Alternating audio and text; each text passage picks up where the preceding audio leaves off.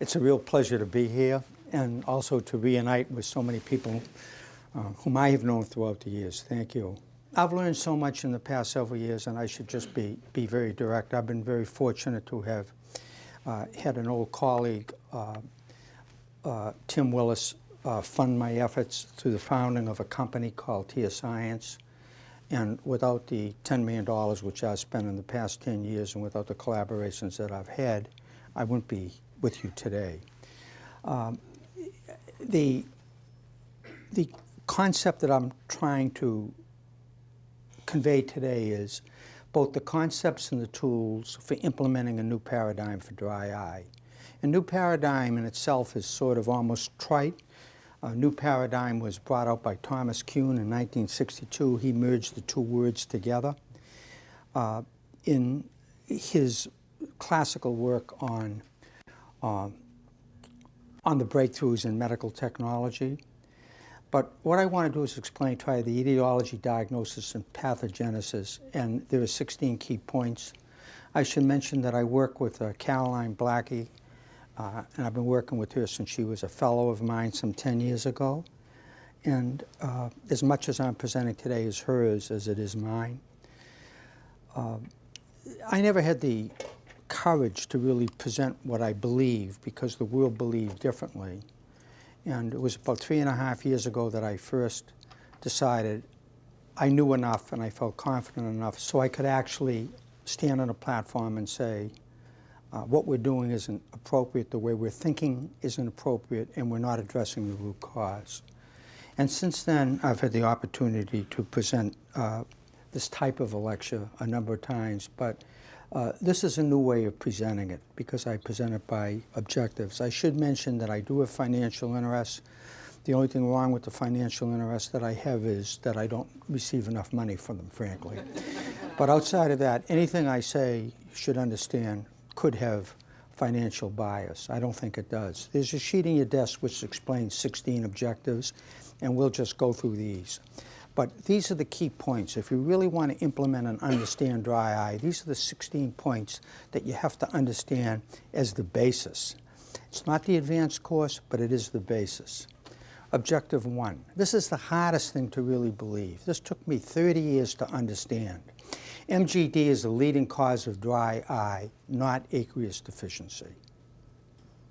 We were all taught exactly the opposite. We all believe the opposite. We still believe the opposite, and we are wrong.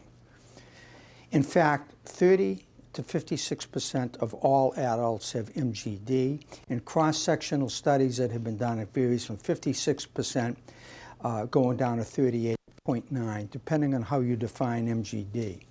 Now, where did all this start? Well, to understand where we were in just 2007, the DEWS report, Dry Eye Workshop, which was the most prestigious organization in the world, they went ahead and they published their manuscript, which resulted from 3.5 years of work.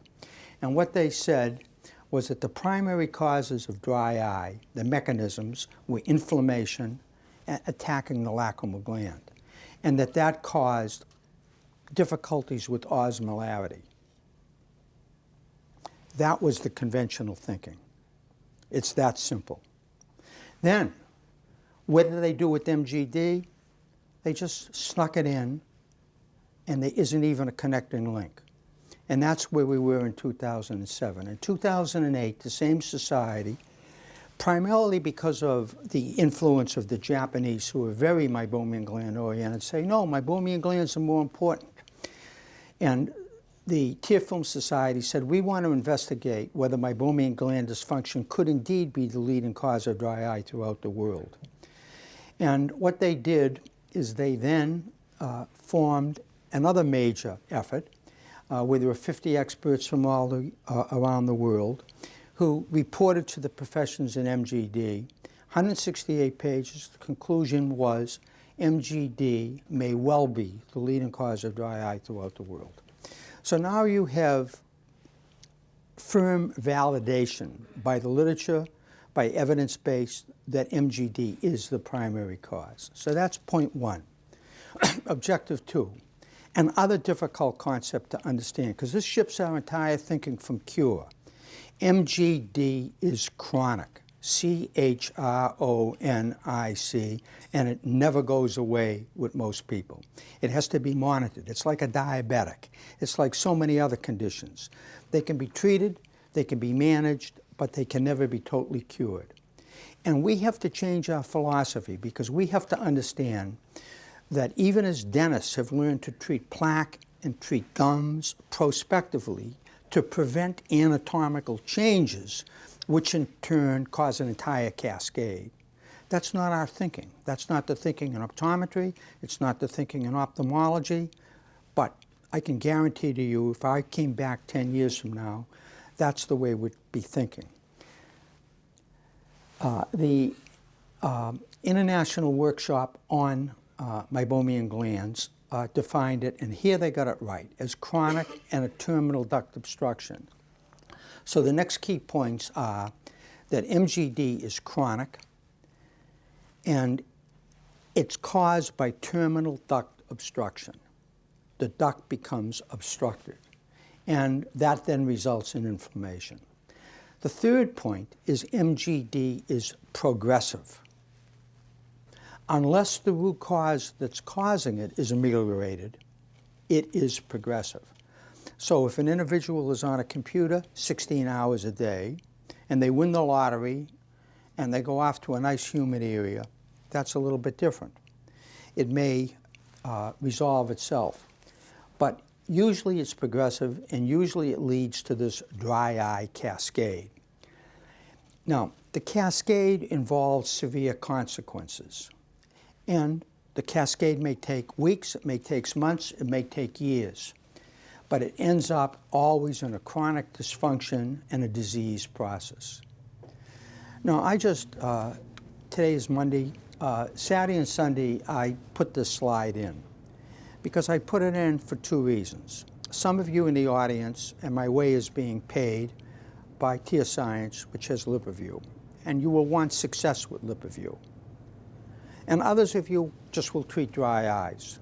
And it doesn't matter whether you're treating dry eyes with LipiFlow or you're treating them any other way that you choose to treat them. But your success rate will depend upon the diagnosis and the root cause.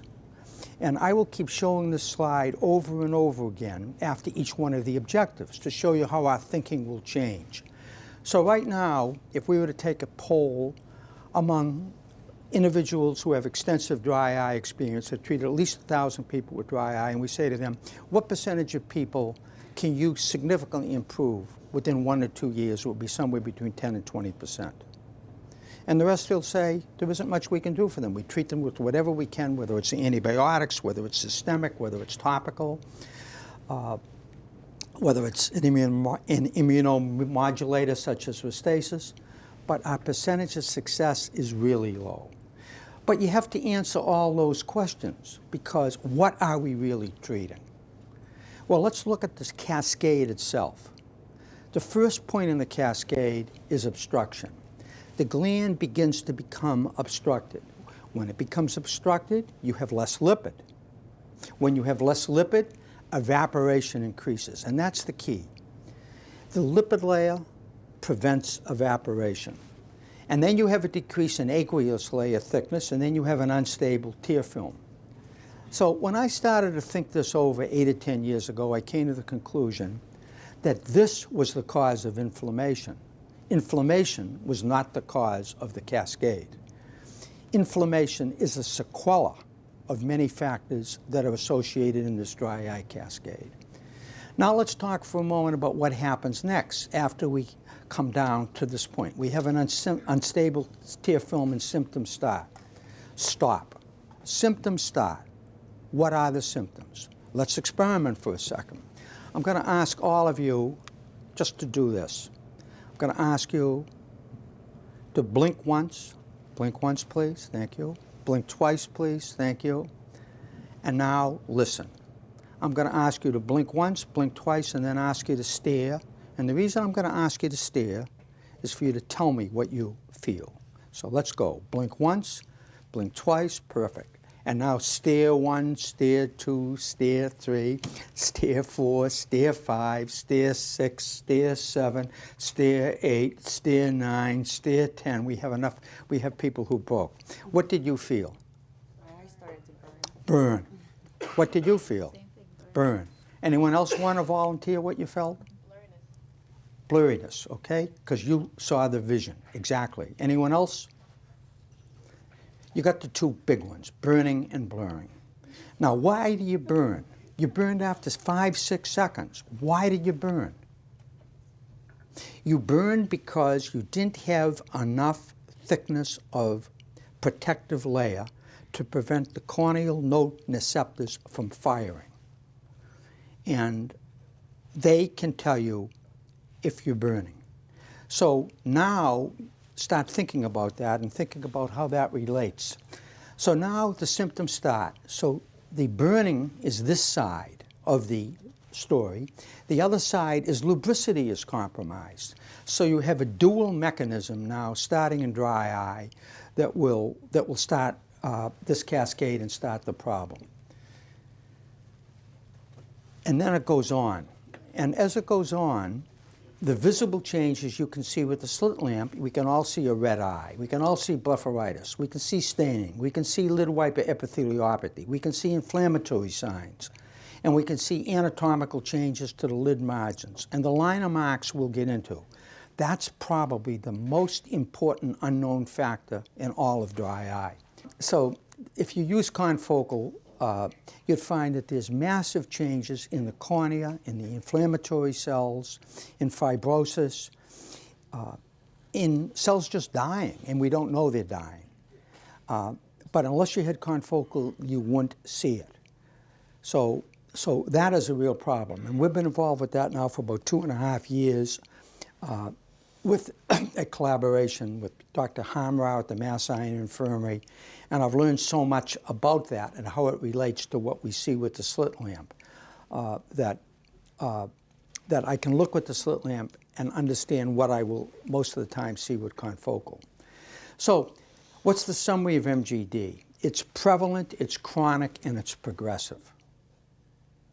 Hard to believe, but that's the take-home point. Now, again, we're back to this whole story about looking at the root causes and trying to understand how we get better success. Well, the first way we get better success is to ask the question, are the meibomian glands functional? Because if they are not functional and we don't treat them, we'll never have success. And originally, it required physical expression. So the only way at the present time we can tell whether a meibomian gland, or anyone can tell if a meibomian gland is functional, is to see if it can secrete. And in order to see if it secretes, we used to place our thumb and determine, do we have secretion when we apply pressure? And this would be optimal. This would be rather copious secretion. And I would define copious secretion as that volume that is expressed from a gland with a standardized amount of pressure, so that the two adjacent glands yielding would touch each other. So the base of that secretion would be about 1 millimeter. So that would be very copious.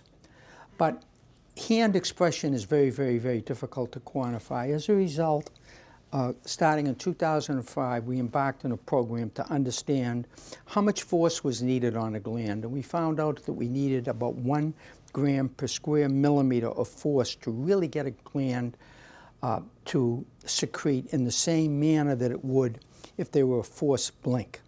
So if we shut our eyes and squeeze just a little bit, that's about 1 gram per square millimeter, or 0.3 psi.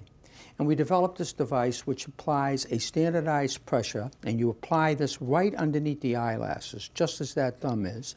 And there it is being applied and coming up, and you hold that on for 5 seconds, 10 seconds. And then the goal of that is to see how many glands are secreting. And what we very quickly understood was a statement by Kuhn, who was one of my favorites. He came up with the words new paradigm. The structure of scientific revolutions is that in the absence of a metric and an objective method of evaluation, both fat gathering and development are really very severely impeded. So unless you have a standard method of doing something, unless you have a standard method of communicating it to others, it's very, very, very difficult to make progress. Now, how does the expression of meibomian glands and the number of glands that are functional correlate with anything? So if you take a control group of 24 people, on a speed questionnaire, they will have no symptoms. And they will have between 10 and 12 glands on the lower lid, which yield liquid secretion. If you go to the opposite end of the spectrum, with individuals who have severe symptoms with a speed score of 10 or greater, they will have about 4 glands open. So this may be the best single correlate between symptoms and a single sign. And that one phenomenon, that one test, was the test that was used to act as the endpoint in the FDA studies of LipiFlow, that we had the ability to open glands. And I showed you how it could be used on the lower lid, and it can also be used on the upper lid. And if you look very carefully, you'll see moderate to copious amounts of secretion coming out of 1, 2, 3, 4, 5 glands in the upper lid. Now, the next key point to understand, and this was totally unexpected, and we are now beginning to understand it as we move forward, is that meibomian gland functionality is not equal across the lower lid, which is amazing. Why shouldn't the glands be equal? And the temporal glands rarely secrete, and the nasal glands have most of the secretion. So if you had, let's say, 10 glands open, I would suggest that you probably have 6 to 7 nasally, 2 to 3, well, you might have 6 nasally, 3 centrally, and 1 temporally.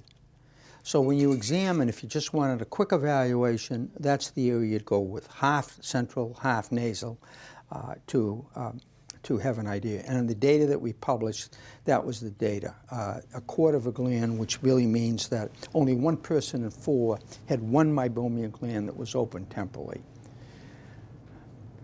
The next question was that we try to answer is, do meibomian glands secrete throughout the waking hours? And all of this material has basically been published in a peer-reviewed journal. We quarantined 10 individuals. These individuals were all optometry students who qualified. We paid them $250 a day, and they came and they didn't do anything else but sit there and be examined. They were allowed to read, but they could not use a computer. So we noticed at 8 o'clock on this one individual, all of the nasal glands, glands 1, 2, 3, 4, and 5, were working perfectly, while almost none of the temporal glands worked. And that characteristic happened throughout the whole day. So if a gland is working in the morning, it will work all day long, as a general rule, and if it's not working, it will not work all day long. So again, the same basic understanding that if we don't have a metric, we won't go very far. The next point is, if you're a rigid contact lens practitioner, you'd wonder why some people can wear rigid contact lenses for so many years. And we studied that. We also have studied soft. But if you take people who have worn rigid lenses for more than 30 years, they have 9 glands on the lower lid which are functional. If you take individuals who are dropouts after 10 years, they have half that number. And if you take control groups, they have about 5. So the number of glands going down through the years that are functional decreases. But those individuals who have a lot of glands open can wear rigid contact lenses and soft contact lenses virtually indefinitely. So in summary, what we've learned is all the glands aren't equal. We've learned that that color chart is pretty effective in conveying the number of glands that are open compared with the dry state. This is a very important tool, and it's not as easy to master as you'd think. You probably have to do 50 to 75 people to be able to use the data at all, and it probably takes several hundred people to become really proficient with all the different lids. So you can control it. But that technique really allows one to very quickly assess whether the meibomian glands are functional or not functional, and that's my favorite tool, and I probably do it. I am now down to seeing probably 30 people a day, many of whom are difficult, but I probably use it 20 to 25 times during the day. If a meibomian gland is drained in the morning, it does not recover very quickly. And then we talked about the diurnal factor. And then this MGD, if people are involved in co-management, if you're an OD and you're not going to be doing LipiFlow just like you don't do LASIK, it's really great if you can make a diagnosis and you know yourself how many glands are functional or not. So this is a technique that I'm sure in 5 years will be just a standard part of teaching in optometry schools and teaching references and teaching residents. Next question, why do glands obstruct? Well, it's multifactorial. And the reasons we defined in 1980 when we said it's that terminal duct develops keratotic clusters and then bacterial proliferation if it becomes infected. And we published that in both the British Journal of Ophthalmology and the AJO and the American AOA journal, I believe. But we go back to the days of rigid lens fitting. The plague with rigid lenses was to get people to blink. The root cause of 75% of all dry eye is inadequate blinking over a period of time, because what blinking does is, as it comes down, the orbicularis attaches to the muscles of rhyolin. The muscles of rhyolin surround the meibomian glands and they squeeze it. So if we had an individual who won a lottery and they said, I don't want to walk anymore, I'm going to be carried or be in a wheelchair, what would happen? Well, they'd have grave systemic problems, but they'd have immediate circulatory problems and atrophy of vessels and muscles in the legs. So today in medicine, you get them right up a bed whether they're dying or not and get them moving. Complete change in the way medicine thinks, but we don't think that way. So the root cause of much of this is in blinking. And there's a whole dental plaque analog, which I'll keep referring to, and that's so important because we will be practicing in the same psychological framework as dentists. Contact lenses and success, we've solved many problems, but the problems we're left with are dryness, desiccation, and comfort, and the causes of meibomian glands and lid wiper epitheliopathy and contact lens surfaces. So again now, we come back to the same question. And as we know more and more, our percentage of success with anything should go up. So once you know that you don't have an adequate number of meibomian glands that are open, and once you know that a stair test, like we did on you, causes burning in 7 seconds in your office, and once you know that your breakup time is 4 or 5 seconds with fluorescein or by other method, any technique that you have that's focused on anything else but meibomian glands is not going to be successful. It's that simple. So if you want to get that percentage up, you have to understand what the root cause is. Our sixth objective, understand that all MGD is not obvious. 100% of it is not obvious prior to the cascade. And after the cascade, when symptoms start kicking in, it still usually is not obvious, because you can have all the burning that you had on a constant basis before the anatomical changes start. And that's so critically important to understand. And this was published again in Cornea several years ago.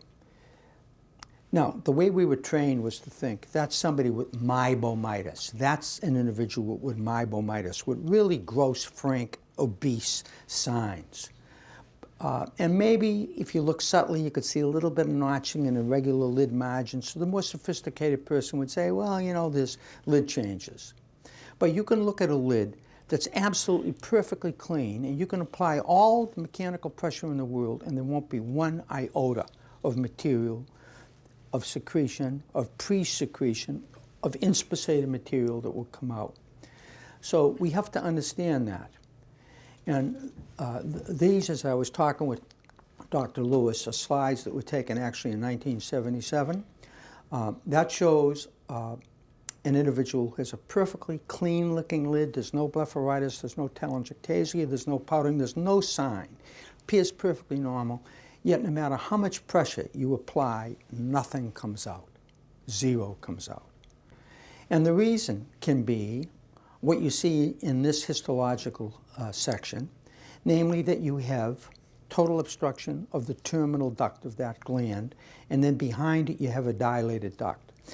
Write down dilated ducts, because dilated ducts are something that you'll be seeing with transillumination and are critical. And when you have a dilated duct, that means that the gland is not functional. It cannot be functional if that duct is really dilated. So if we're going to summarize non-obvious obstructed MGD, it is the most common form of MGD. Now, MGD is the most common form of all dry eye as the root cause, but non-obvious MGD is the most common form of evaporative dry and dry eye. And lids and MG orifices, they may appear normal without all of these classical signs, but the Meibomian glands may not be functional, and the only way you can diagnose that is either with pressure by determining whether or not the gland is or is not functional. Objective 7, perhaps we should start at the bottom. In a recent study of dry eye, 86% of patients evaluated had evaporative dry eye, MGD, by Dr. Lemp, who is the guru of dry eye. What's important to understand is that the majority of all dry eye signs and diagnoses that you make, the majority of all dry eye symptoms, the majority of all dry eye associated with contact lenses are due to evaporative dry eye, which in turn is due to MGD. One of the most valuable tests you can do is to determine whether, if you solve the evaporative dry eye problem, whether the patient will have success. So you put the individual, have them just wear a common pair of swim goggles, prime the inside of it on the rim with a little bit of moisture to raise the moisture, have them do a baseline for 5 or 10 minutes as to how their eyes feel on a scale that we've perfected. Every 5 minutes they record how their eyes feel for 30 minutes, and then you take the goggles off and you see what happens. If they, on a grammar school grade, A, B, C, D, F for your mark, if they enter it with a C and they go to an A within 15, 20 minutes, they have evaporative dry eye, and if you can make that lipid layer thicker, you will resolve the problem. So that's a test that we frequently do whenever we have any doubt, or we want to convince the patient, or we want to show to them what their problem is. It also rules out neuropathic pain. And as I mentioned, I think to several of you speaking earlier today, I'm really interested in the effects of humidity, how they influence neuropathic pain, and that's a major thrust of our present research. And we originally published back in the 70s and 80s, but in 2012, I think we have one in press now on the effects of high humidity on pain. Objective 8 is to understand how to treat it. So when we're all done diagnosis, you still have to treat it. And if it's the majority cause of dry eye, then we want to treat the Meibomian glands, obviously. But the treatment could be palliative or restorative. Our goals could be to stop evaporation, provide lubrication. But again, I go back to it. Ultimately, we will be with the dental model for prospective prevention rather than retrospective reflection on the agony that individuals have that we cannot ameliorate. Now, one of the treatments, of course, is lipid eye drops. And because at the Academy of Optometry, I was made very clear that we should always mention every time we have a financial interest in anything. And I was the inventor of Soothe XP 100%, and when that was in the market, I did receive royalties through a company. Systane Balance is on the market. I invented 3 or 4 parts of that, and I do receive a royalty to a company. Wish it were larger, but we'll take anything. And I do not receive a royalty on Refresh Opti, which is also a lipid drop. However, the utopian adjuvant that you can put on the eye can never replace the miraculous wonder of every blink that's appropriate, providing lipid into the meniscus and onto the tear film. Just think about it. I mean, incredible system, an incredible system.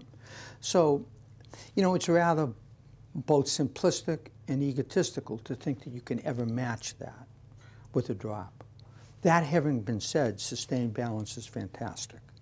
It's really great, and if individuals used sustained balance 4 to 6 times a day, just used it, at least half of all dry eye that's mild would just be handled and disappear and would actually get better. But that's another issue. So again, if you want to treat it, there's always an epithelial overgrowth. And you know, Jim, we're talking about debridement. Here's a slide from 1977. I've been lecturing on this since 1977, and I never could, and the next step never came to me. All those years. I mean, it's just really incredible. So our first step is to see if we can eliminate this obstruction. Now, that obstruction is not easy to eliminate because how many of you really understand filamentary keratitis in the room? Very few people do, but filamentary keratitis is epithelium, which is shed, it's desquamated for various reasons, and it then just rolls up, and it can even have a nice proud ball on the end of it. Well, that problem of filamentary keratitis is exactly what happens inside the gland, because these glands, the terminal duct, should be lined with a type of self-cleaning epithelium, but it's lined with keratinized squamous epithelium.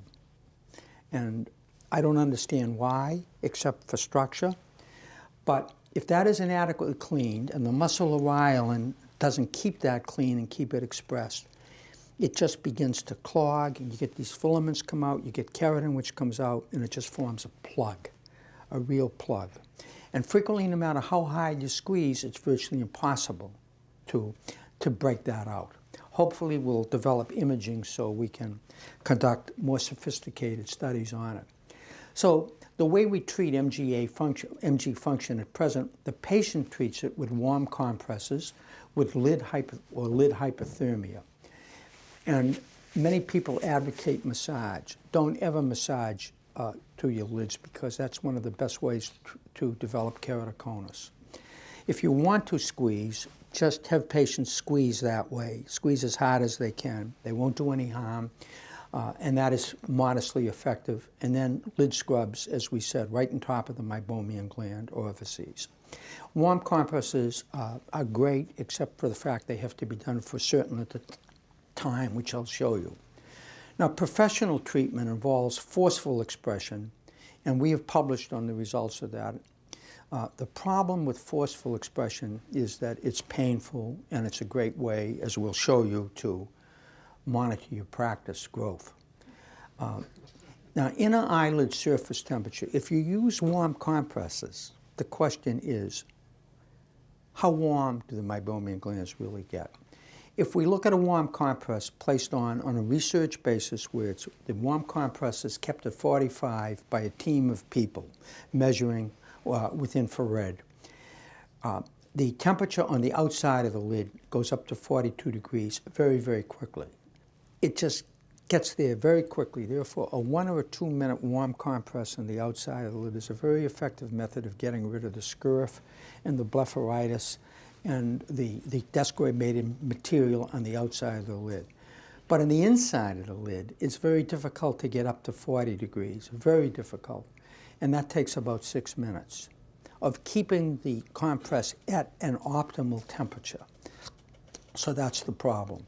We've also published with Charles McMonnies from Australia on how the use of warm compresses can exacerbate a corneal irregularity and end up with various magnitudes of keratoconus. It can actually induce keratoconus.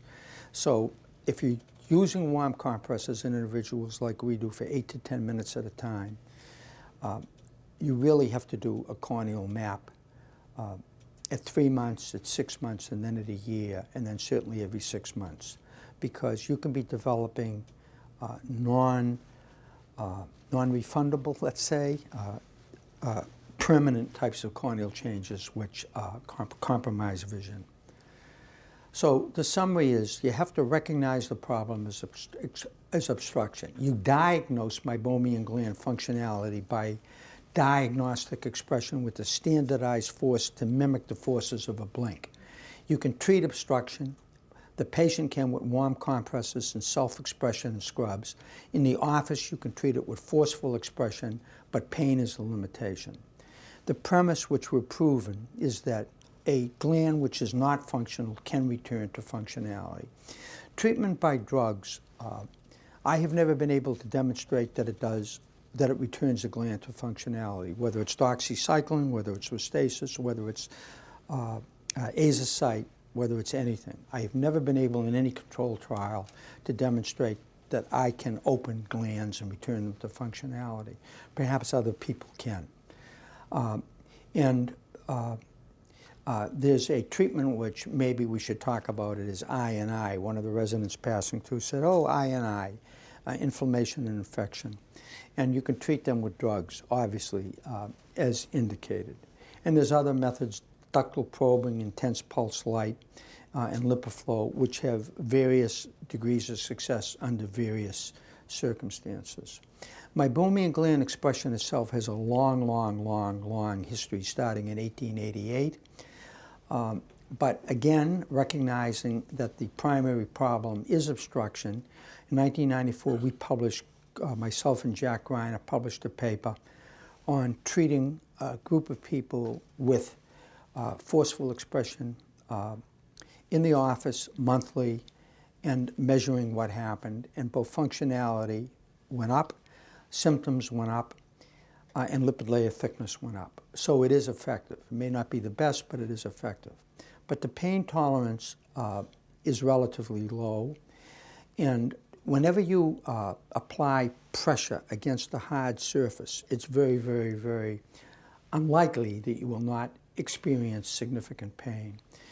Even if you use a topical anesthetic, even if you use lidocaine 8% on jojoba oil, the pain level with topical anesthesia, tolerable is between 2 and 4 pounds of pressure per square inch, marginal between 5 and 9, and significant pain after 10. And we built an instrument which allows us to evaluate that. Some of you who have been in my office have seen us do it.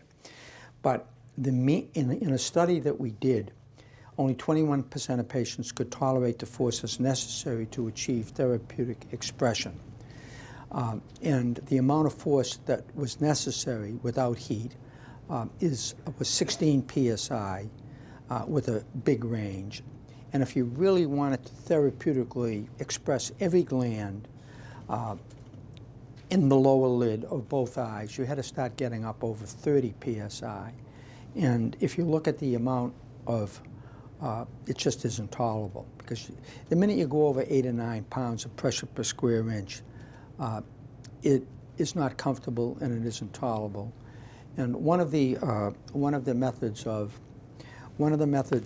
if we all have patients who would really be better off in the care of others for various reasons. Maybe they're not totally happy with us, maybe they're unrealistic, maybe they disrupt the office. We could go on and on and on. And I guarantee to you that if you prescribe a program of biweekly forceful expressions for them, that's the most effective method for getting them to better understand the problems that they suffer from. The next objective is to try to explain to you briefly about the LipiFlow. Again, commercially, if the LipiFlow is successful, I have a commercial interest in it, being a founder of the company. The breakthrough in LipiFlow came when I understood that heating the outside was the wrong way to go after we had done the warm compress data. So I knew that heating through was ineffective. And I knew that I had to raise the temperature immediately. And I also knew that it wasn't until you cut off blood supply to the area when you were expressing and attempting to expressing from the outside after using warm compresses with difficult people that you could really get results. So this device basically applies controlled heat to both the upper and lower conjunctival surfaces. So the heat is applied. If you just think of this as being a contact lens, a big scleral contact lens, and the surface that fits on the lid applies heat. That's really the essence of how it works. And it applies heat to both inner lens surfaces, and it applies pressure that is adequate to minimize the blood supply so that the blood doesn't wick away the heat. So you have a sealed system, and the pressure is varied from perhaps 2 psi to 6.5. So it's under that level that causes pain. And with most people, you can just do this without an anesthetic, unless they're very touchy, although topical anesthetic is recommended. So that's how it works. And the eyepiece is disposable. And on the outside, there's an air-driven bladder, and it has all this safety equipment. And the shaft that passes between the two lids is also heated, so that effectively begins to debride a lot of the excess material that accumulates on the lid margins. And in an FDA study, it was very effective. The number of glands tripled that were open, and it started to get up in the range. This would really be 8 because we didn't study the entire lid. So in this study, the mean number of glands began to approach that amount that was necessary to have relatively symptom-free eyes. Then we had tear breakup time, and tear breakup time went up. It never goes up as much as you want. Symptoms dropped in half, and a better way to look at that is about 2 out of 3 people at the end of 1 month following treatment, their symptom score was so low that they would not have been admitted into the study. So they really had significant benefit. And there are several sites that are doing it for about 1 year and 3 years. And symptoms were dramatically decreased at 1 month and at 24 months. And at 36 months, it started to creep up. Mg function kept increasing with most people after 1 month and 12 months. And then after 24 months, it begins to taper down. And tear breakup time was, as I say, that is an enigma for many reasons. And that did not do as well. So as we're beginning to understand what we're talking about, now we can reflect back on will all dry eye respond? Question, how many treatments did those patients receive? Those patients received 1 solo single treatment. Yeah, that was the, thank you for asking the question. And the other point that I so far have missed is that perhaps one of the most important areas is for both the doctor and the patient to be educated, and then they have to learn how to manage expectations. Objective 10 is to convince you to use a questionnaire. And if you just put a questionnaire in an office, you'll be amazed at how many people have dry eye. If you were to name the most 25 prominent ophthalmologists in the country in LASIK and cataract surgery, one of them said, you know, we don't have any dry eye in the office. It's not much. So he was convinced to put a questionnaire in his office. And when they did the analysis after a month, he called up and he ordered a LipiFlow, sight unseen.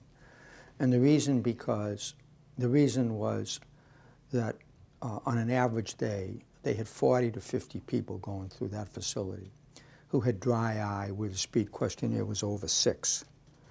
And he treats a lot of people today. He's had to increase his staff. So use a questionnaire. Now, what you should understand about a questionnaire is, unfortunately, symptoms remain the gold standard.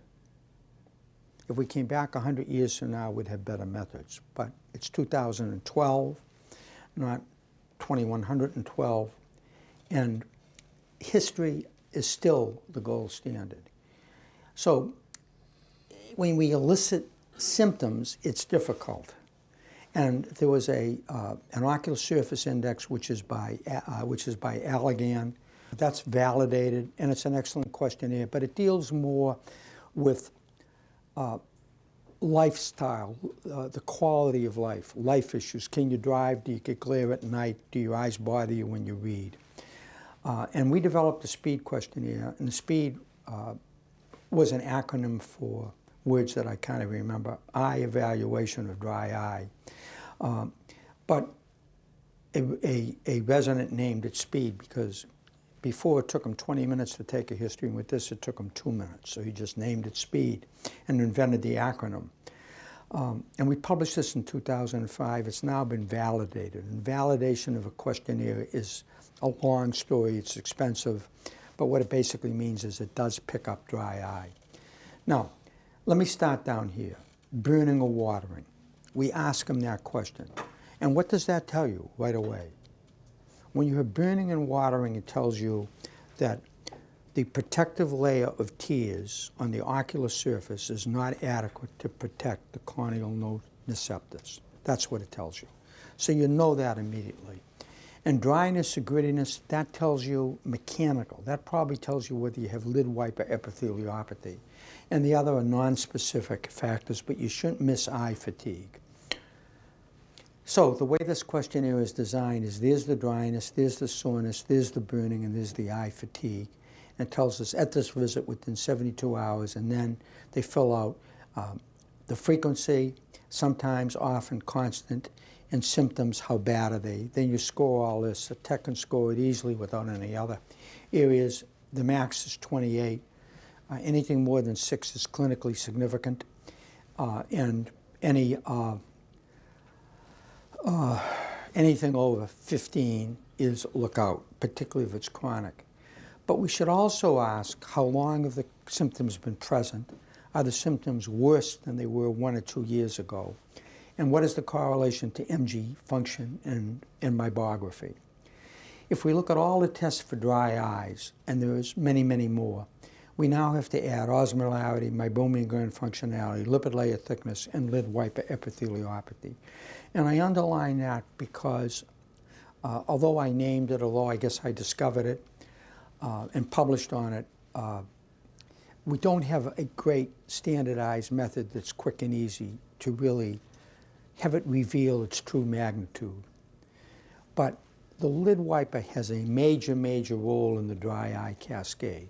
Now, what is the lid wiper? Well, it's that portion of the back surface of the lid, the stratified epithelial cells, according to the literature, that are charged with massaging, with rubbing the tear film and protecting the ocular surface.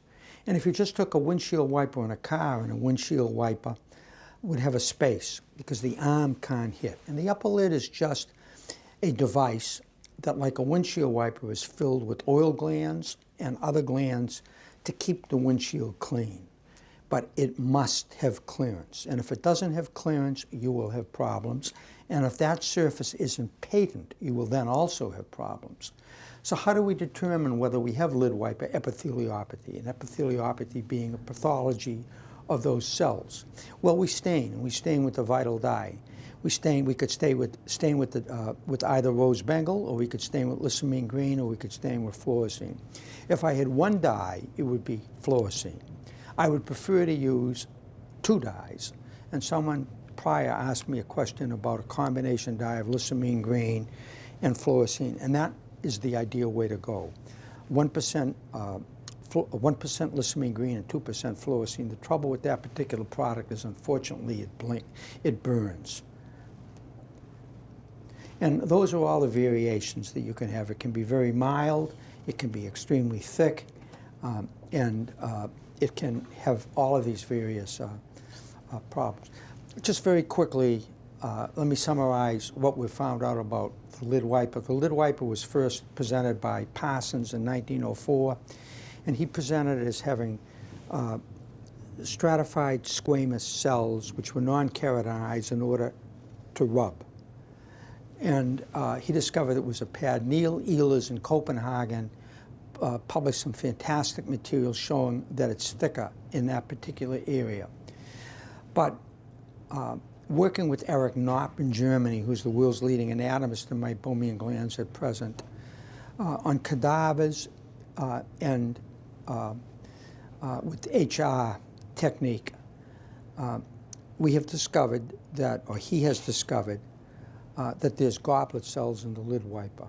And that is such an important discovery that he made, because that tells you that the moment you don't have ideal lubrication, you are going to knock out the goblet cells in the lid wiper, which means that they won't be secreting mucus, which means that they won't be able to hold water, which means you're going to immediately have mechanical trauma with every blink. So that is a big breakthrough in our thinking. Now we're going back to here, and now we're back to the original cascade. That was the burning, and there's the lubricity being compromised. In studies which have been done both by myself and 2 others, in contact lens wearers, if they have symptoms, somewhere between 60 and 80% are symptomatic versus control groups of 13 to 30%. If people have dry eye with symptoms but no signs, which are the people we see, and they come in and we don't have an answer for them, again, an astounding percentage of people are symptomatic versus the control group. And if they have dry eye with both symptoms and signs, the evidence is even clearer. And here's the secret. You require what's called hydrodynamic lubrication. And what that means is you have to have a thick layer of fluid between the lid wiper and the corneal surface. And if you don't, you'll have mechanical trauma with every blink. Here, you have boundary lubrication. The lubrication is not thick enough so that the irregular cytoarchitecture of these cells is protected. So it's really critical that we have a thick layer. Well, what happens? Well, many of you are familiar with the triple response of Lewis, 1927, perhaps an ancestor.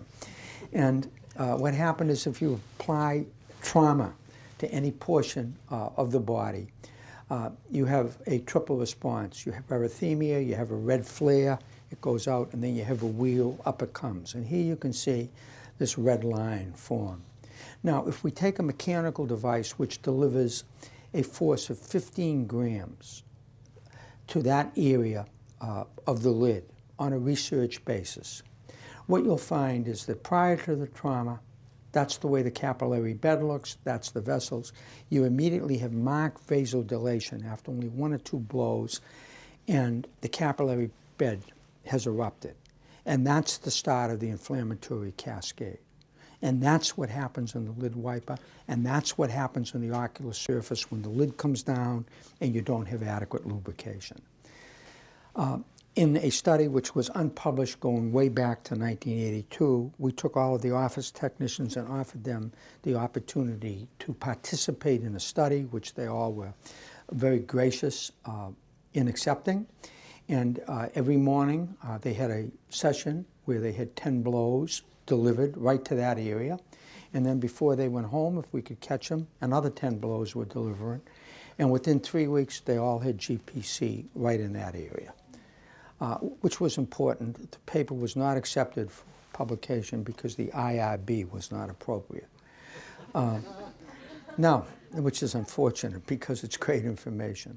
So the question we have is inflammation of the ocular surface the cause of LWE, or does LWE contribute to the problem of inflammation of the ocular surface? Well, after 3,000 to 5,000 blinks per day, thinking about the triple response of Lewis, I think the answer is quite evident.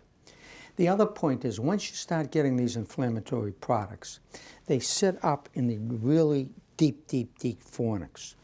And as an aside, last week we saw an individual who came in, referred, had seen 20 eye practitioners, including 15 very prominent ophthalmologists, constant dry eye, constant pain that she localized right up below the orbit, but all kinds of other symptoms to accompany it. She didn't have much dry eye to account for that magnitude of symptoms. I did a goggle test on her for an hour, did nothing, absolutely nothing. So I know she doesn't have evaporative dry eye. And the question is, does she have neuropathic pain? But why would it be there? So we were working, and we looked up, obviously, averted the upper lid, looked up under it as well as we could, saw nothing. And my technician, who's been with me 31 years and is very sharp, said, well, how about doing a double aversion? I said, well, that was my next step, Terry. So we double averted. And I didn't see much, but I saw a little bit of inflammation way, way up. And then I started to triple avert, but the fornix, the folds, Jim, going way, way, way up were just impossible. But as I was pushing and pushing with several instruments, wishing I had a third hand, I saw a glimmer, I saw black. And ultimately, to make a long story short, I took out the fattest eyelash that I've ever seen, which had completely ingrown within a fold up there. The minute it came out, she said, my goodness, I can blink. Amazing. So the reason I mention that is that sitting up in that area, in that superior fornix, is all of that inflammatory material, which results in whatever you want to call it, follicular conjunctivitis, giant papillary conjunctivitis, non-tarsal conjunctivitis, inflammation. And then you also get it sitting on the meniscus, and that's what gives you, quotes, posterior blepharitis, assuming that there is anything. So the treatment of all of this is to get hydrodynamic lubrication. Lubricating drops, if they're lipid-based, are very effective. Ointments at night are great. Meibomian gland treatment, if you improve the meibomian glands, you'll cut down evaporation, you'll increase the thickness of the tear layer, and you'll have more tears, so you will increase hydrodynamic lubrication. And then you can try to increase the tear film thickness with drugs, or you can wear humidity chambers. And a Japanese ophthalmologist for whom I have immense respect, Dr. Yokai, has developed several procedures. He's performed on about 30 people. They're relaxing procedures of the upper lid. And he has a great deal of success with it, but he doesn't feel it's ready to even publish. The next objective is the role of interferometry. And the role of interferometry is going to be varied. It will depend upon the instrument, it will depend upon how we use it. The tear film is always changing. It's changing all the time, but it's extremely valuable. Basically, interferometry just tells us the thickness of a lipid layer by physical principles.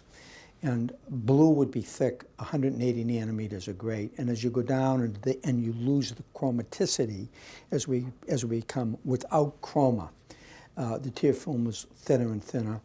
The first major device that I built to do this was 1985. That's what it looked like. 2005, 2006, we had evolved to there. In 2011, we have evolved to there. And what it basically does is it projects a certain kind of light on the eye, watches with the blinks, and each pixel provides an RGB value, and it also provides thickness, and then a computer synthesizes all this into an average lipid layer thickness called an ICU, and it gives you the maximum, and it tells you basically how thick it is. You can think of it that way. There will be a new program which is available, which is now in every country in the world except the United States, and that also has a mechanism for telling you all about blinking, and it tells you the number of complete blinks and partial blinks over the 20-second period when the test is being conducted. The bottom line is that in a study that we published in 2009 with two populations, symptomatic and asymptomatic, if you take symptomatic people, 3 of 4 with moderate to severe symptoms have thin lipid layers less than 60.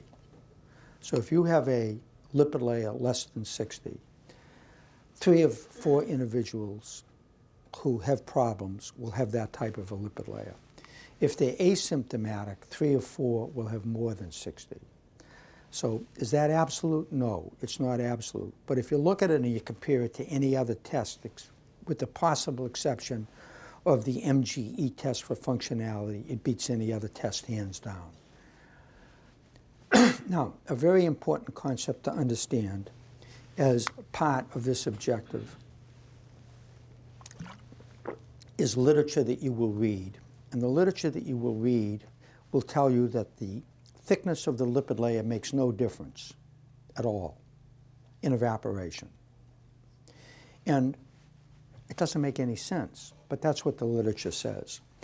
And Clay Radke, who is vice chair of chemistry at UC Berkeley, with whom I've had the pleasure of working, presented in August of 2011 and is now presenting with his graduate students the fact that the thicker the lipid layer in a thin layer system, the less the evaporation. So we now have data for that. So when somebody tells you that we've increased lipid layer thickness, we have decreased evaporation automatically. Objective 13 has been a love of mine for 25 years, about which I've known nothing. And it's hard to be in love with something that you don't know and don't understand. But I knew I would love it someday. So, you know, it's sort of like when you're young, you look at an individual with whom you'd like to be involved, but you're not ready, or the circumstances aren't right, but there's a glimmer of hope in your eye. So I always had that glimmer for the line of Marx, but I really didn't understand it. And I knew I had to translate Marx's original paper. And I became fascinated by Marx, and I read it, and I read it. And, you know, my German isn't that good, frankly. And then I had other people, including ophthalmologists, who tried to translate it, and they couldn't translate it because it's written in scientific German. And Marx also had this wonderful facility of inventing words, which are not in the dictionary. So you'd read, and you go back to the old dictionaries, the new dictionaries. In every sentence, there'd be a word that wasn't in the dictionary. So finally, this gentleman called Heiko Pult, who's an optometrist and now a PhD, and a young man, was kind enough to translate the first draft for us. And when we had that draft, Dr. Blackie and I repeated every experiment that Marx had over the course of a year, and we began to understand the line of Marx. And the amazing thing about the line of Marx, when you're all said and done, is it has no function.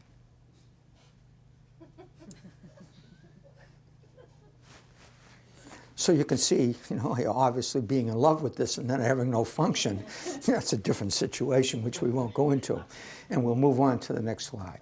So the dry eye cascade, you can see anatomical changes of the lid margins and the line of Marx with the slit lamp. And if we look with the slit lamp, the way to think of the line of Marx, very simply, and this is a new slide. The way to think of the line of Marx is simply the junction of the wet tissue and the dry tissue. Because you have wet tissue in the lid and you have dry tissue keratinized on the outside, and they have to join. And that's the juncture. And if you think about how you join anything, if you look at a table and you look at the palpebral conjunctiva coming up, it wraps around and then goes on to the flat plate. And if it doesn't wrap around, it chips. So that has to wrap around. So, of course, the wet tissue has to wrap around onto the top of the lid margin, but just a little bit. So here's the line of Marx staining with lissamine green on the upper lid, and here it's staining on the lower lid. And in its normal state, it should only be about 1/10 of a millimeter wide. And it should go across the whole lid from canthus to canthus, and it actually wraps around the entire 360 degrees of the eye. So there's the line of Marx, and the line of Marx never touches the cornea, because if it does, you have problems, because it's rough. And the reason you have to use lissamine green to see it the best is because it's devitalized, it's dead, it's transitional material. So you want to use lissamine green. Now, it's not new. The mucocutaneous junction is not the line of Marx. The line of Marx is the absolute top of that mucocutaneous junction, and it goes way back. But Marx defined it well, where the epithelium of the palpebral conjunctiva abuts against the epithelium of the eyelid.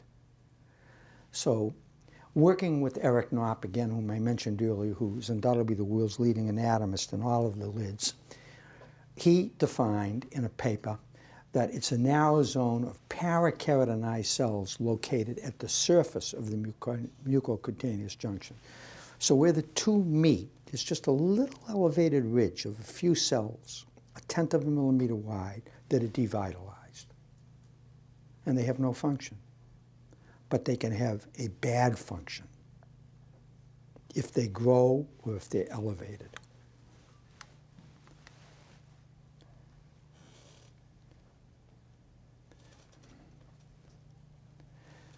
So again, if we go back to the cascade, we see that this lubricity and this whole inflammation feeds into the line of marks. If we look at the line of marks, this is thin, normal. This is on the excess side. That's probably 0.2, 0.25. You'll notice that it's wavy. It should be perfectly straight. It should be behind on the posterior side of the Meibomian gland orifices. Here it's wider yet, and here it's wider yet. When that line increases perhaps more than 0.3 mm in width, it interferes with the function of blinking, and it interferes with the spreading of lipid, and it almost guarantees that you will have some symptoms of dry eye. So while it doesn't have a function, it has a very negative function. And the way you deal with this, and I do this at least 10 times every day, is, and I'll be happy anyone after to come up to show you the instrument. This is a golf club spud available from Acorn. And you just take it right across, and you stain first with lissamine green. And after you stain with lissamine, you just take this right across in one direction and just see that come off. If you have a lot of material, you might have to wipe it 3 or 4 times during the course of one debridement going across. If you have minimal material, you'll go through a hole right across the whole lid without having to re-wipe it. After I do that, and I like this spud because it can't hit the palpebral conjunctiva because it's rounded up. After I make that pass, I go a second pass right on top of the Meibomian glands, going right out to the eyelashes for reasons that are really complicated that we discussed. And by the way, you saw it, but to explain this, as I said, if I'm with the best person in the world, whether they be an OD or an MD, who's a real connoisseur of the lids, and we go in a room with patients, we're 2 hours looking at all the different ramifications of what this does and how it's probably the most important factor that I have not been able to understand all my life. And I'm still not there, but we're there now, so I can tell you. By the way, most people believe there's a code for being paid for this, which is kind of rare today, because it's dry eye and it is debridement. But this is going to lead to a dental model. Can you see that? And you're going to have to debride most people every 3 months. And I have a large series which I debride every month on one eye. On one eye I debride them at monthly intervals, the other eye I debride at 3-month intervals, and you watch the difference. And people vary, but it's incredible. And I started the lecture by talking about blinking. If, for instance, Harry Kaplan, if he's still in the room, and he is, knows that blinking was the whole key when we learned to fit contact lenses. If we could fit them so they could blink, they could wear lenses. If they couldn't blink, they couldn't wear lenses. Same story with dry eye. It's just history repeating itself. It's absolutely. So I take the spud, and then this part I would move down right to the top of the eyelashes, and then I would go across on top of the Meibomian gland orifices. And a few quick tips as you're doing it. If you do it in people who are normal, you'll feel no tugging. If you feel a tug, there's obviously physical contact and there's a problem. And you may have raised areas that you don't want to really disturb. The other point about it is you really want to, you don't want to use sharp instruments. I've tried everything. And if you use a sharp blade, you're going to cut off tissue, you're going to draw blood. And the most important thing we're trying to do with this surface is we're trying to make that surface smooth, because it has to be smooth to distribute lipid and to distribute blinking. And I will also throw out as a provocative as a provocative technique to be invited back to tell you that when you blink, the two lids don't touch. Guaranteed. So now all of a sudden, we're talking about dry eye and what's the percentage of dry eye.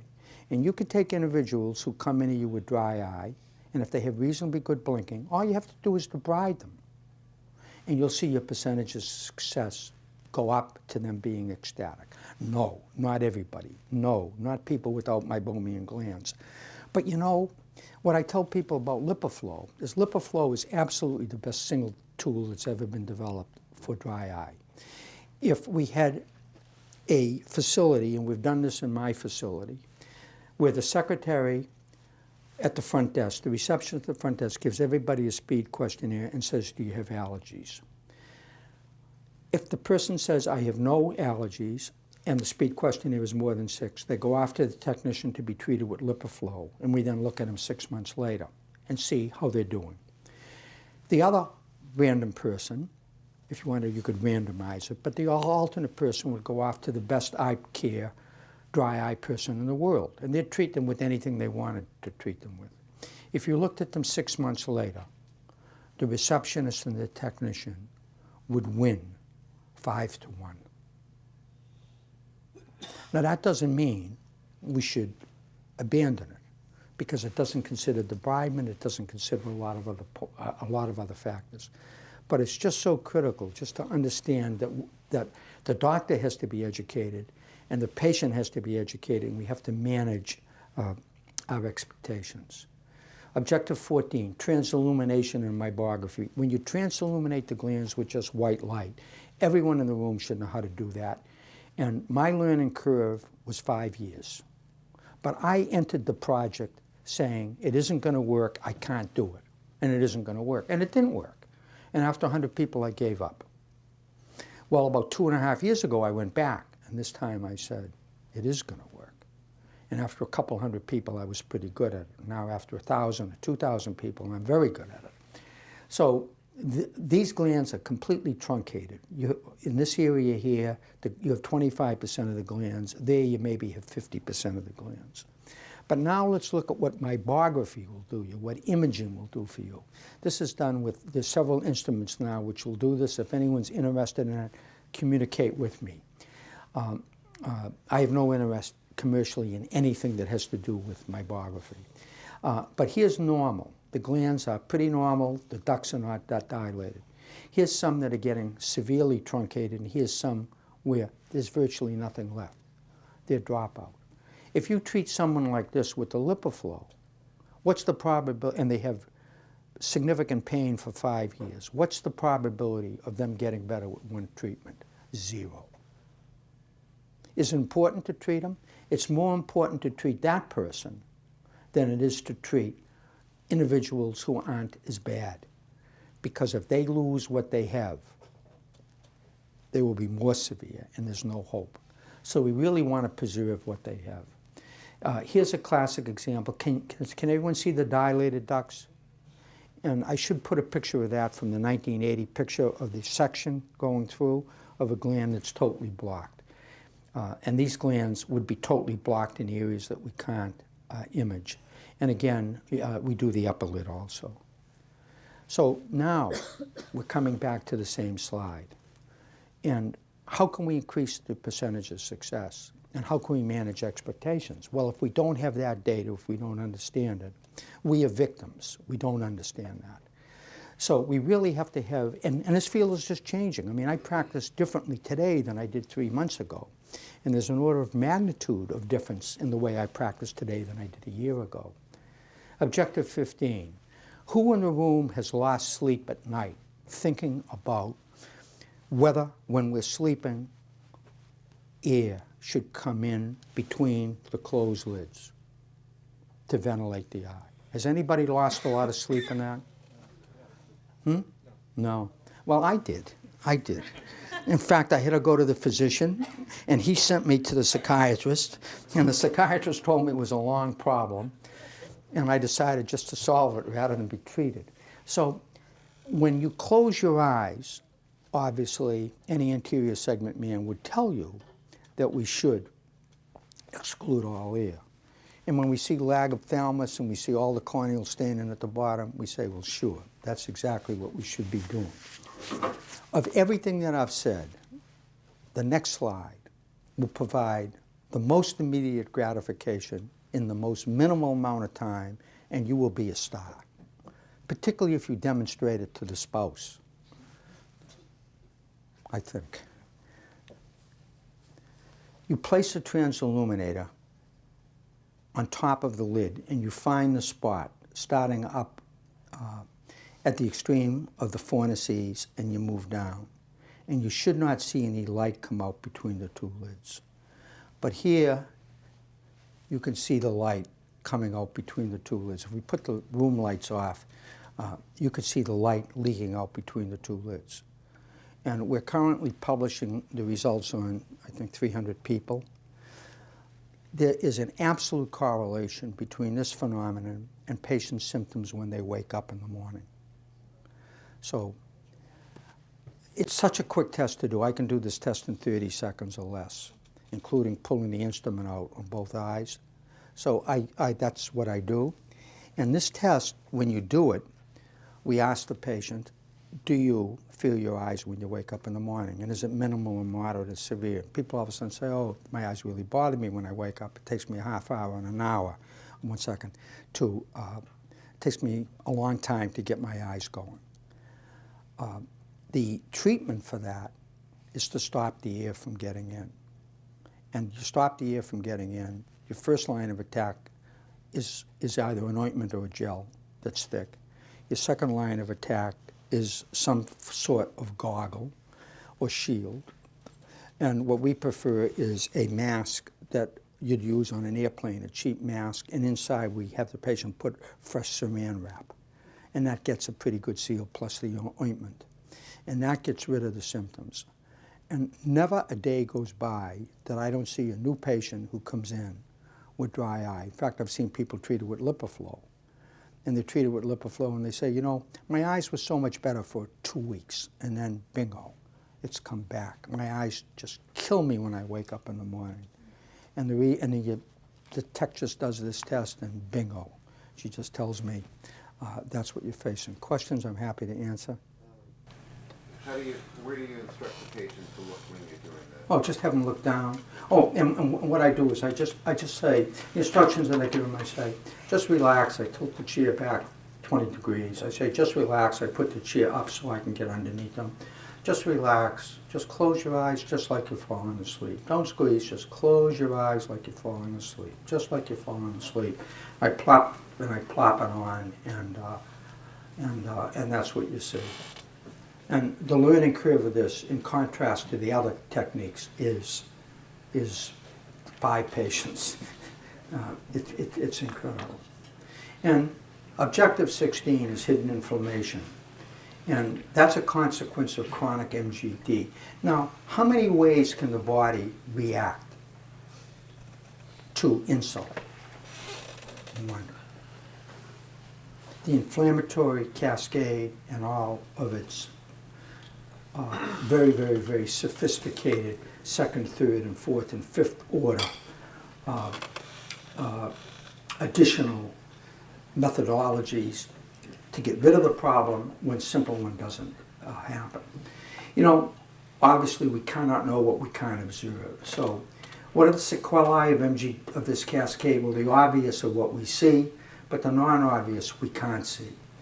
Here is normal epithelium of somebody who doesn't have MGD. By confocal, here's the epithelium of the corneal epithelium, 4, 5, 6 layers down of an individual who has significant complaints. They have a speed score of 20. Here's your normal corneal nerves. There's corneal nerves which are thin, tremendous amount of reflection because the cell membranes themselves are in bad shape. And those little bird-like artifacts out there are what? They're dendritic cells. And that's something that we can't see any other way, Jim. But you got to assume in any chronic state, that's what you have. And then with eyelids, The normal would be to have your palpebral conjunctiva that thick. That's what happens in MGD. It's also loaded with all of these dendritic cells. There's your Meibomian gland duct, fairly normal. There it is with MGD, much larger, and all this massive fibrosis and inflammation all around it. And I should note that I do not have a confocal laboratory. I work with Pedram Hamra, who's head of the Ocular Surface Imaging Center at the Mass Eye and Ear. And he's just a wonderful human being, very kind, great teacher, and has taught me so much. I wouldn't know all of this without him. And a point to remember right now is permanent tissue changes, such as we're looking, such as dropout fibrosis, change to the liner marks, lid margin changes, happen because it's chronic, it's progressive, the primary cause is MGD, and there may be no quick fix. And this will end up as a lifetime professional monitoring and treatment entity. And we need to change our culture. We need to embrace a culture of prevention. I keep showing this slide because it tells me, as I go through the lecture, how my own thinking changes. Because your percentage of success will dramatically increase as you understand this and you provide patient education and you can manage expectations. With anybody severe, you should simply tell anyone, no matter how you're treating them, our primary goal is to arrest the cascade, so you won't be worse a year from now than you are now. This is the work in blue of Perry Rosenthal, Boston Foundation, who again is a friend and has collaborated with me, and that's the work of Pedram Hamra.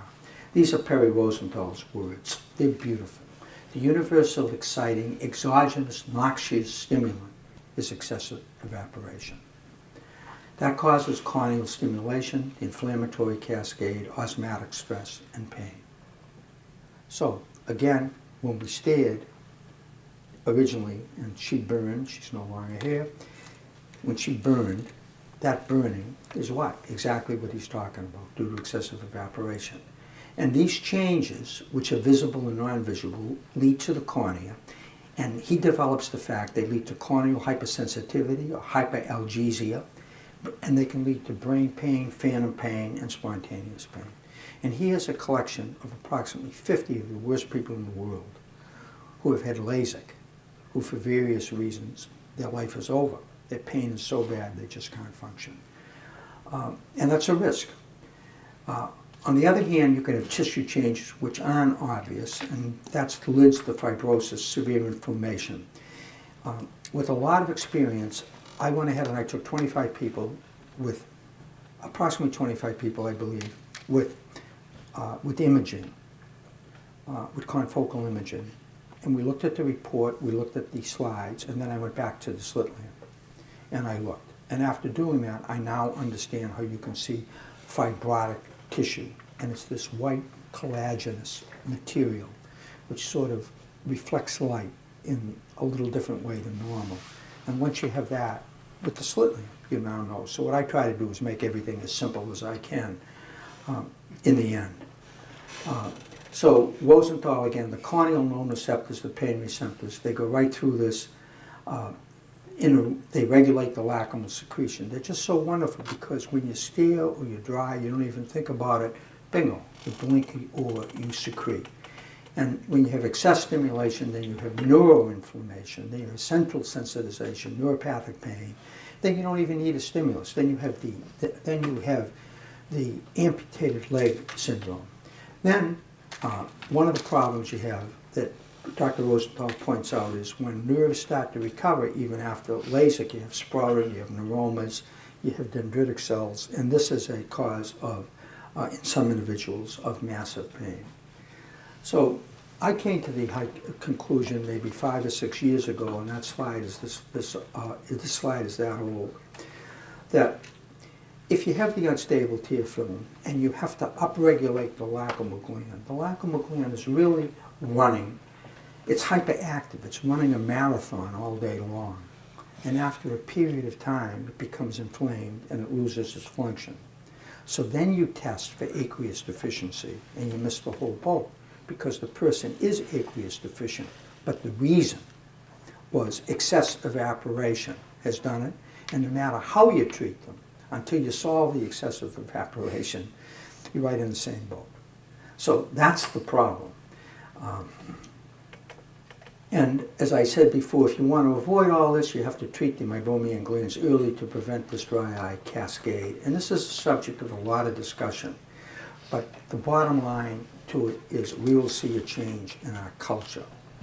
And our present culture falls prey to a philosophical comment which I was taught that I abide by, and that's culture eats strategy for breakfast. So as long as people have a certain culture, regardless of what it is, it's impossible to change that culture usually. In science, it's a little bit easier, but not that much easier. But it takes a long time to convert people to believers in anything, whether it's with contact lenses, Harry, in the old days, whether it's with blinking, whether it's with Meibomian glands, regardless of what it is. New ideas are very difficult to accept. So the summary is, it really is important to note that MGD, which is a condition of obstruction, may be the leading cause of dry eye syndrome throughout the world. And I clearly believe that it is the root cause. And that lipid deficiency and not aqueous deficiency is the usual reason for dry eye, in contrast to all of the conventional models. And MGD and MG obstruction may be obvious or non-obvious, but most frequently non-obvious. I'd say in my practice, which has now become a tertiary or worse practice, it's about 50-50. The diagnosis of functionality requires a method to answer the question, is that gland capable of secreting? Does it have liquid secretion ready to go? And we now have some technology which can begin to treat it. And it's not the total answer, as I hope I've shown you tonight. There's many, many other aspects to it. But for one single component, it's probably the most effective. And for the past 10 years, as I've aged, I've become a much different person. And the people I work with in Boston are just incredible. I've had the opportunity to work and be in the lab of Nobel Prize laureates and the #1 chemist in the world, and on and on and on. And I've worked, actually, I counted with over 400 scientists, optometrists, ophthalmologists, some very sharp residents and fellows, and a number of people in industry. And when I look back, they've really taught me very unselfishly. And what I've attempted to convey today is what I've done, what I've tried to do with the information that I've been very fortunate to have them provide me with, and I'm very grateful for that. And I hope tonight that I've not caused confusion. I hope that you'll go home and you'll think about what I said, that you'll take that sheet and you'll look at some of the points. If any one of you wants a copy of this lecture, I'm happy to send you. Doctor, can I one quick question? I'm happy to send you the whole. I'm happy to send you the whole lecture. What is the role of tetracyclines or tetracycline derivatives in treating Meibomian gland dysfunction? What do you think they are? I think it's significant. Well, tell me why. This month's article in the American Journal of Ophthalmology, I forgot to, Jim, did you read it? This month's article, American Journal of Ophthalmology, the role of minocycline in treating dry eye. I've used tetracycline derivatives with very positive results. You didn't mention it, I was just curious. No, I did mention it. I did mention it. There was a slide that mentioned it. And the slide talked about penetration, how difficult it is to put it in. I am not an expert in that area. I have run 2 trials. The first one was run in 1982 with Matea Allen-Smith in treating MGD with tetracycline, not doxycycline, and that did not show a clinically a statistically significant difference. And about 5 years ago, I ran another one with doxy, and that didn't show any difference. And it does not improve Meibomian gland functionality in that study. So all of these things require intensive study. You have to ask what is the mechanism of action of anything, hopefully. And I appreciate that many drugs we don't even know the mechanism of action, but we know they work.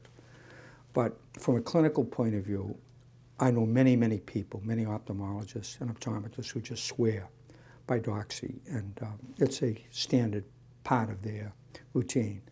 I also see in my office people with permanent liver damage from doxy, including some very prestigious physicians, which I understand is rare. But again, I don't know the statistics. I'm not an expert in the area, but my overall experience has been that I would probably think very hard before I would use it, understanding what its side effects are, understanding the long-term use of those medications, and understanding what happened to my daughter from using them. But I'm biased, so I don't know if I've answered your question. But I'd just like to see the mechanism of action, and I'd like to see a controlled trial showing me that it either increases lipid layer thickness or it increases meibomian gland functionality, and I'll jump aboard. I'll refer you to the article. I'll be happy to read it. I haven't read it. I read it. I'm usually a month or two behind. But thanks for bringing it up to me.